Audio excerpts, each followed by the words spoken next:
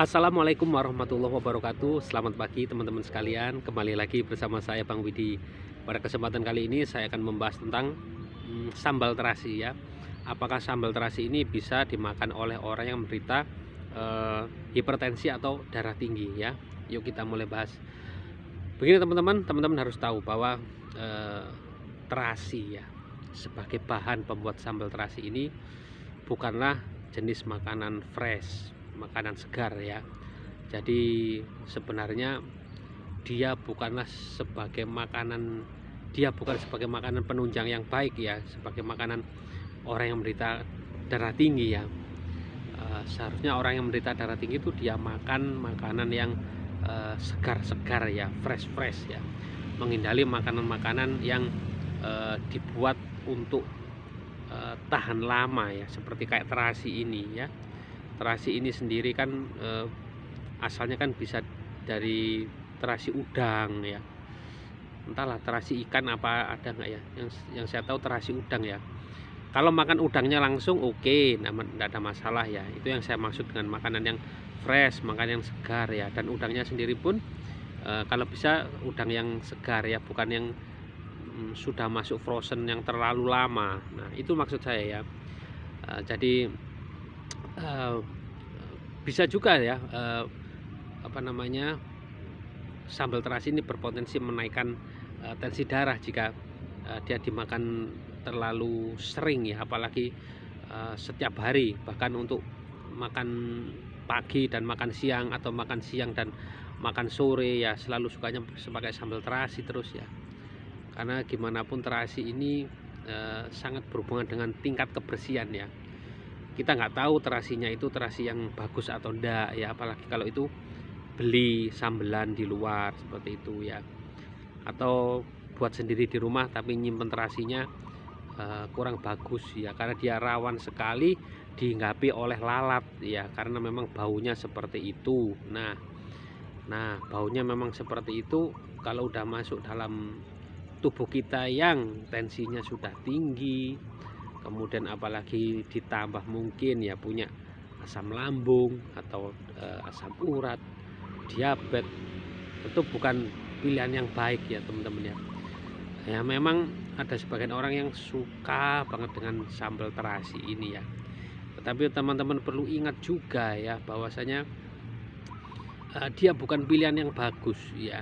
Bukan, sekali lagi saya katakan, dia bukan pilihan yang bagus untuk orang yang benar-benar ingin sembuh dari hipertensinya ya.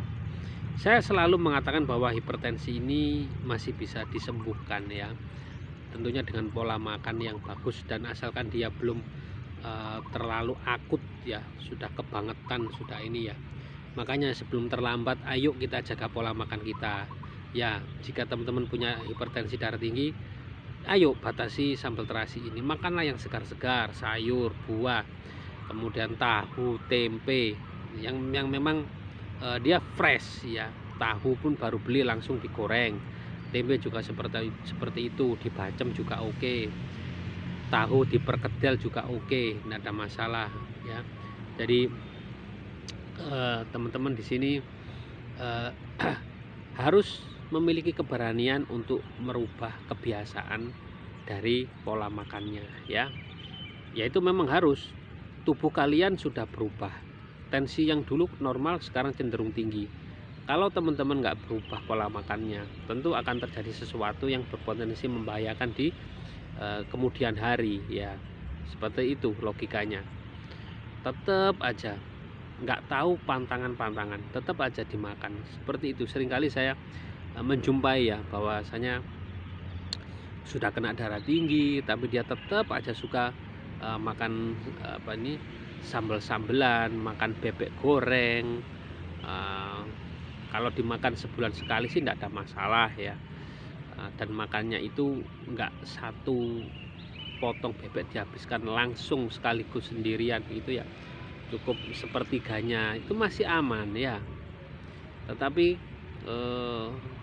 saya katakan orang ini entahlah ya, mungkin karena tidak tahu, atau karena memang nggak mau tahu, atau memang selera makannya yang luar biasa sehingga dia mengabaikan kesehatannya. Sering kali saya temukan seperti itu ya. sudah tensinya tinggi tapi kesukaannya makanan yang berlemak-lemak. Ya memang seperti itu teman-teman. Mengapa dia punya tensi yang tinggi, kena hipertensi, ya memang pola makannya seperti itu, kesukaannya seperti itu. Jadi ketika dia mendapati realita atau kenyataan tensinya tinggi terus, dia harus berhadapan dengan dirinya sendiri, dia harus melawan dirinya sendiri. Apakah bisa dia menghentikan kebiasaannya itu? Kalau kebiasaannya dihentikan, ya otomatis tensinya juga akan berubah, ya otomatis akan menurun gitu. Logikanya seperti itu. Tapi itu tadi, sadar nggak? Apakah dia tahu nggak? Apakah dia juga tahu alternatif pengganti makanannya itu apa? Nah itu, makanya itu sangat penting sekali pengetahuan tentang makanan-makanan ini ya. Salah satu yang saya bahas di sini adalah sambal terasi ya.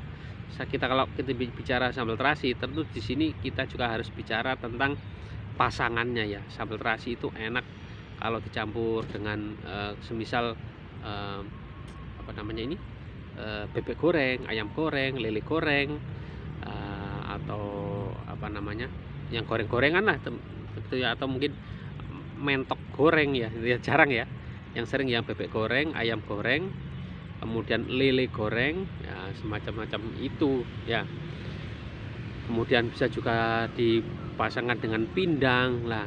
Kita lihat pasangannya seperti itu. Pasangannya adalah hewan-hewan berlemak ya, hewan-hewan yang berlemak, dan cara makannya, cara memasaknya digoreng. Dan tentu ini berpotensi juga ya menambah kemungkinan menaikkan tensi ya. Karena apa? Dia mengandung banyak lemak dan banyak kolesterol ya. Jadi di sini ada dua variabel ya, variabel dari terasinya itu sendiri, sambal terasi yang saya maksud ya, sambal terasi dan terasinya itu. Kemudian variabel yang kedua dari pasangannya ya, entah itu bebek goreng ataupun lele goreng ataupun apapun yang digoreng-goreng itu. Nah itu kan berpotensi. Memang kayak kalau ayam goreng dan lele goreng ini masih aman ya, karena dia kadar lemaknya nggak terlalu tinggi. Tetapi minyaknya ya, minyak untuk menggorengnya itu loh teman-teman. Nah perhatikan, kalau minyaknya bagus ya oke, tapi kalau minyaknya buruk, nah ini berpotensi pula ya, hati-hati makanya dari itu. Nah apalagi kalau sambal terasinya itu dipasangkan dengan bebek goreng, waduh sekali lagi parah ya.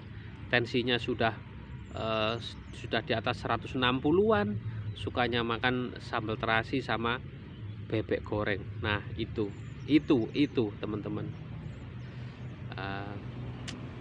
Saya punya kabar ya dari tetangga saya, yang mana dia juga adalah teman saya waktu SD, adik kelas saya.